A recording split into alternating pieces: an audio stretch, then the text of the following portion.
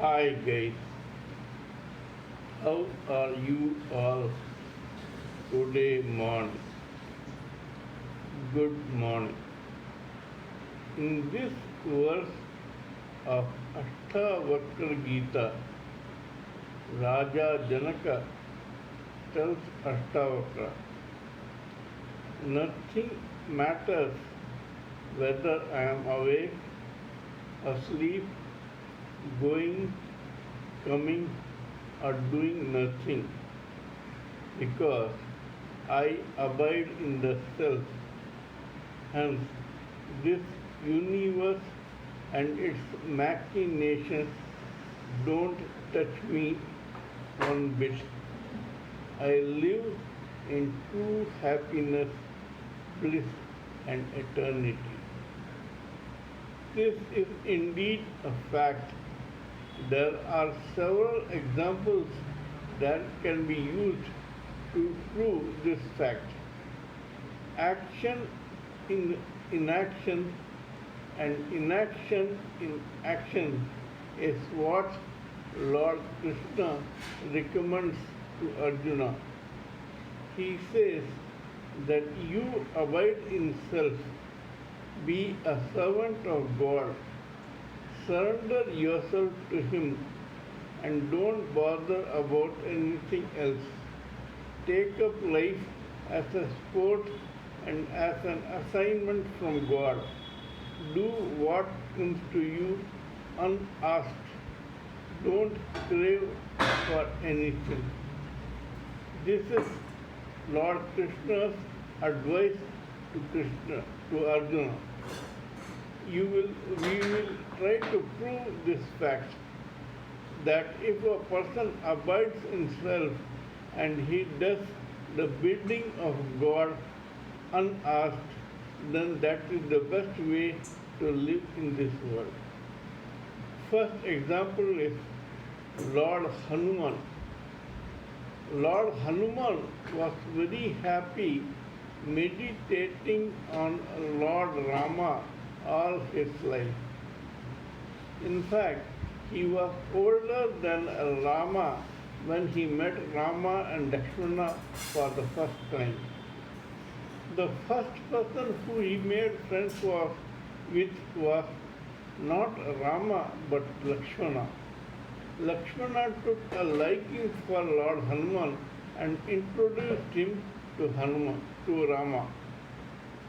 When Rama had a fight with Ravana, he asked Hanuman to help him. Though this was predestined, Lord Hanuman did not know about it. He and his Vanar Sena helped Lord Rama in fighting with Ravana and ultimately winning that war. But before that, Hanuman had no desire to win over Rama or any desire for kingdom or happiness or anything. He had not even married. He was just happy abiding in the self. He took an assignment to help Lord Rama in the battle with Ravana without any personal axe to grind. Even after the battle, he went back to his meditation on Rama. Similarly, Sudama. Sudama had no ambitions whatsoever. He was a very simple and pious Brahmana who had befriended Krishna only to get a few morsels of food. After they separated, he got married and he lived a very humble and pious life for years. Only when his wife asked him to go and meet Krishna did Sudama go and meet Krishna. Even there, he did not ask for anything from Lord Krishna, but Lord Krishna knew that he was in dire financial trouble. Lord Krishna gave him a boon, as a result of which Sudama and his family came into great opulence. whereas the others in the family began enjoying the wealth. Sudama told Lord Krishna, I am living here enjoying this only because you have ordered me to enjoy it.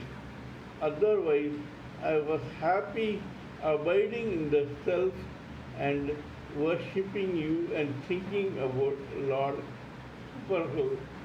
Lord Vishnu. Similarly, the Pandavas, including Draupadi, were pious and non-committal.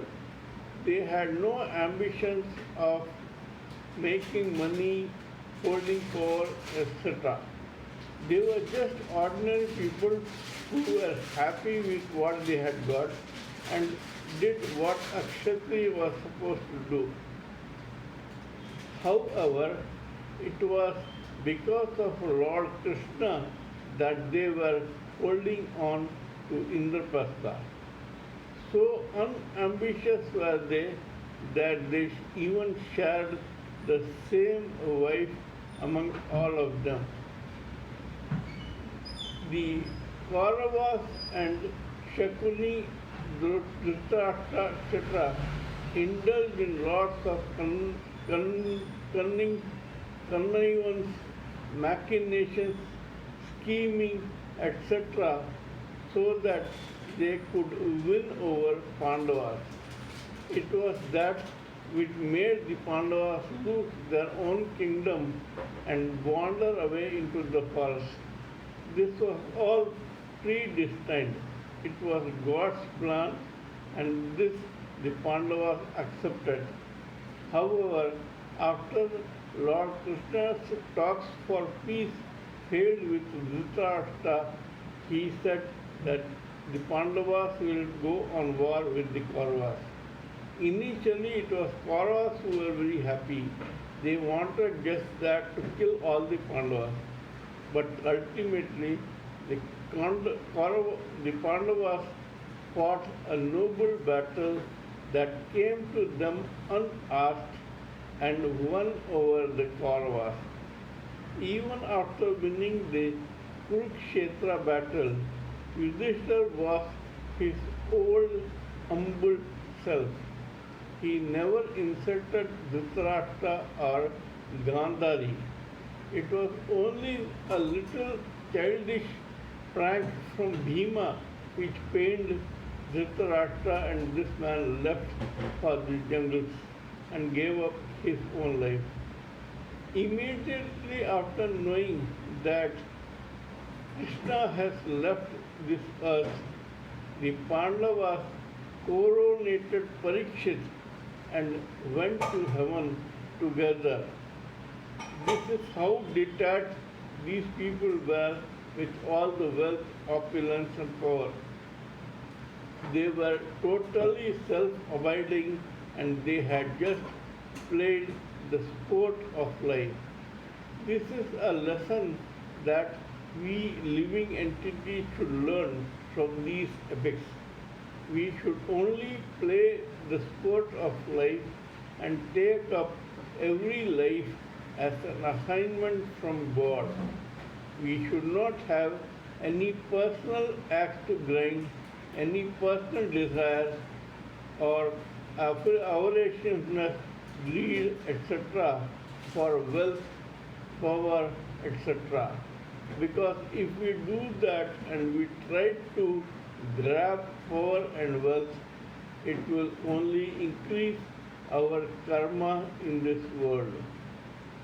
Kindly let me know what you think of my talk on this subject. Please pardon me for my errors, mistakes, and blunders in spelling, grammar, diction, appearance, etc. Because when I am talking to you on serious spiritual and material matters, I cannot think about these frivolous things. Till we meet in my next video, it is good day from TSV Raghavan.